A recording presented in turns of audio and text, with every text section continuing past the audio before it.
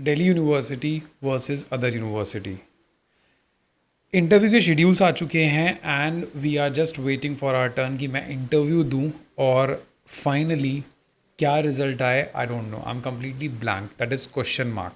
सो आज इस वीडियो में मैं आपको बहुत ही इंपॉर्टेंट चीज़ डिस्कस करूंगा regarding your decision about this interview.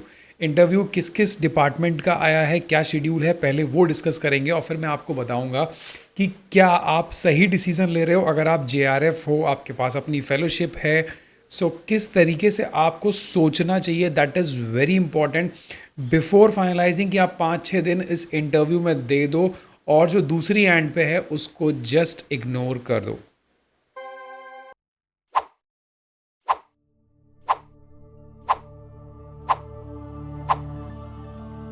So first of all will discuss कि कौन कौन से यूनिवर्सिटीज़ के नोटिफिकेशन आ चुके हैं। This is very important. जो लोग बहुत ही इंटरेस्टेड हैं, वेट कर रहे हैं, उनको नोटिफिकेशन नहीं मिल पा रहा है, then please be careful. So very first department is department of Persian, ये लैंग्वेजेस का है। सो इनका जो इंटरव्यू है वो 6 सितंबर को है 11 AM को, room number faculty of arts के अंदर। आपको application form, attested copies, research proposal की 5 कॉपीज़ ले जानी है और अपना कास्ट सर्टिफिकेट। यहाँ पर एग्जामिनेशन का जो टेस्ट होने वाला था उसका कुछ भी मेंशन नहीं है। So this is good for you जो लोग भी डिपार्टमेंट ऑफ पर्शियन में इंटरव्यू देने जा रहे हैं। Now the second notification, this is very important. काफ़ी लोगों ने मेरे से पूछा तो मैंने देखा और ये नोटिफिकेशन आ चुका है। This is for the department of Hindi. तो अगर आप हिंदी डिपार्टमेंट में हैं तो आपका डिटेल सबसे पहले आपको ये देखना है कि आपका सिलेक्शन हुआ है कि नहीं, बिकॉज बाकी डिपार्टमेंट में इन लोगों ने सिलेक्शन का डिटेल नहीं डाला और इसके अंदर पूरा सिलेक्शन लिस्ट डाला है and this is huge, this is very huge, my goodness. So अगर आप यार इसमें से हो, सो सीरियसली अगर मेरा इसमें नाम होता तो I will be little bit depress. This is the main M of the video. मैं अभी इसके बाद डिस्कस करूँगा कि आप लोगों को क्या करना है, कैसे अपने डॉक्यूमेंट वेरिफिकेशन करना है, एक्सेट्रा एक्सेट्रा। सो 24 अगस्त को आपको पहुंचना है 9:30 बजे। अकॉर्डिंगली आपके डॉक्यूमेंट वेरिफिकेशन और इंटरव्यू होने वाले हैं। नेक्स्ट अगर मैं उसका शेड्यूल देखूं, सो this is for the physical education and sports science. तो जो भी फिजिकल एजुकेशन स्पोर्ट्स साइंस में PhD करना चाहते थे, जिन्होंने फॉर्म भरा था जो नेट JRF हैं, उनको 21 यानी 2 ही दिन बाद और 23, ठीक है, उन लोगों को डॉक्यूमेंट वेरिफिकेशन और इंटरव्यू और काउंसलिंग उनकी 23 को होगी। सो सारे स्टूडेंट्स को वहाँ पहुँचना है प्रेजेंटेशन हॉल में, फिर JRF सर्टिफिकेट, जितने भी डॉक्यूमेंट्स हैं वो सब लेके, और जो लिस्ट है this is not enclosed here. So आप जितने लोग भी थे, आपके पास अगर ईमेल आया है, so please go as per the email schedule. Now next is again the languages, modern Indian language and literary studies. इनका इंटरव्यू शेड्यूल जो स्टार्ट हो रहे हैं 4 सितंबर, 5 सितंबर। जो JRF होल्डर्स हैं वो 4 और जो नेट हैं वो 5। सो रिसर्च प्रपोजल ले जाना बहुत इम्पॉर्टेंट है। साफ साफ लिखा हुआ है कि बिना रिसर्च प्रपोजल के नहीं आना है। एंड सबसे इम्पॉर्टेंट, इंटरव्यू में जाने से पहले 5 सितंबर को जाने से पहले 31 अगस्त तक आपको ईमेल कर देने हैं अपने रिसर्च प्रपोजल, और वो इंग्लिश में होने चाहिए। That is very important. So आप गलती से भी कुछ अपना बना मत लेना। ये एक स्पेसिफिक दे रखा है फिजिकल एजुकेशन, लैंग्वेज। जो लोग भी प्रपोजल बना रहे हैं, देखो उन्होंने एक प्रॉपर फॉर्मेट दिया है, इस फॉर्मेट के अकॉर्डिंग ही बनाना है। वर्ड लिमिट 1500 और 2000 word.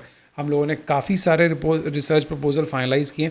If you have any doubt then you can just contact me before sending an email to this email ID. So this is for the modern languages. Now next is, I guess ये सारे लोग आप देख भी चुके होंगे, physics and astrophysics के भी इंटरव्यू आ चुके हैं 22 और 23 अगस्त, मतलब अभी ही है।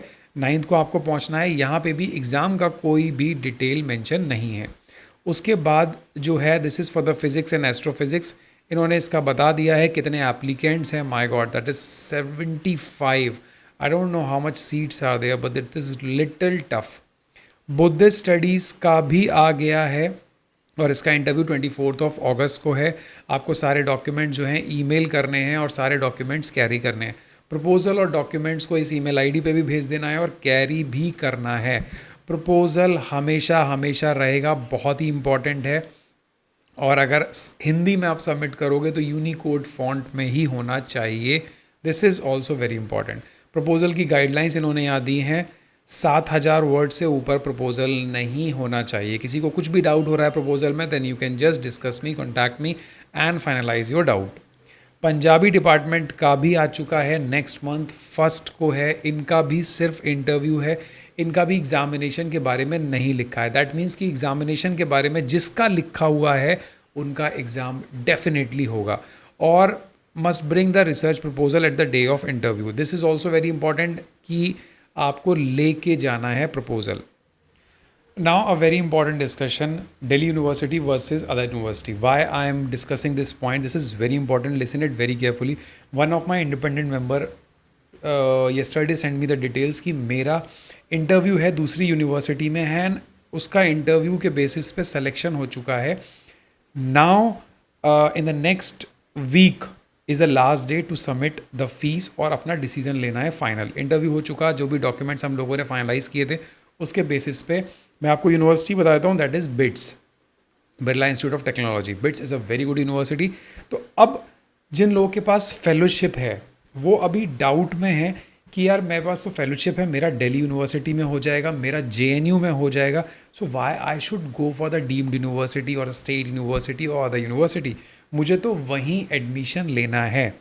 If this is in your mind then please clear your doubt. अगर आप एक्स्ट्रा ऑर्डिनरी हो, आपके प्रपोजल्स बहुत अच्छे हैं, आपका प्रोफाइल आउटस्टैंडिंग है, यू नो समबडी, और अगर आपको इतना कॉन्फिडेंट है कि आपका JNU दिल्ली यूनिवर्सिटीज़ में हो जाएगा।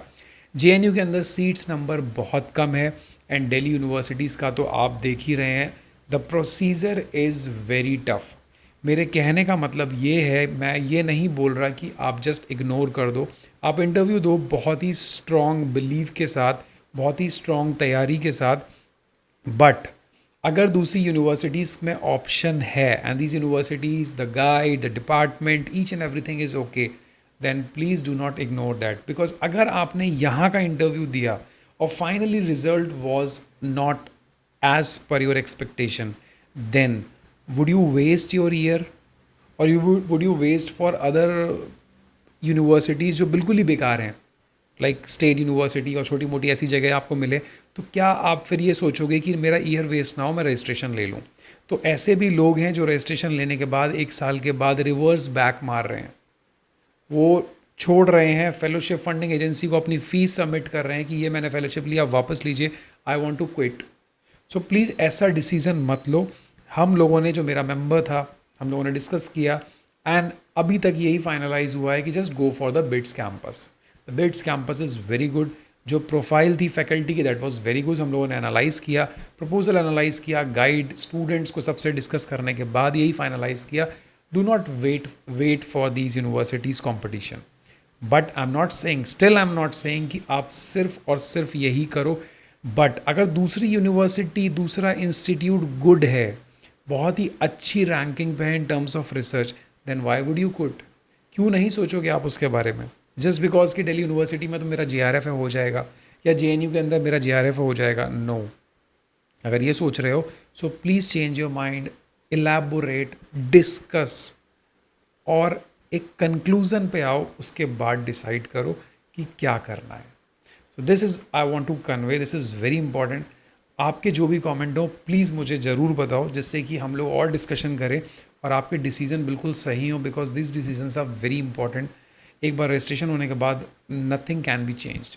Thank you so much, have a nice day, bye bye, take care, all the very best to for those who are going for the interview of Delhi university.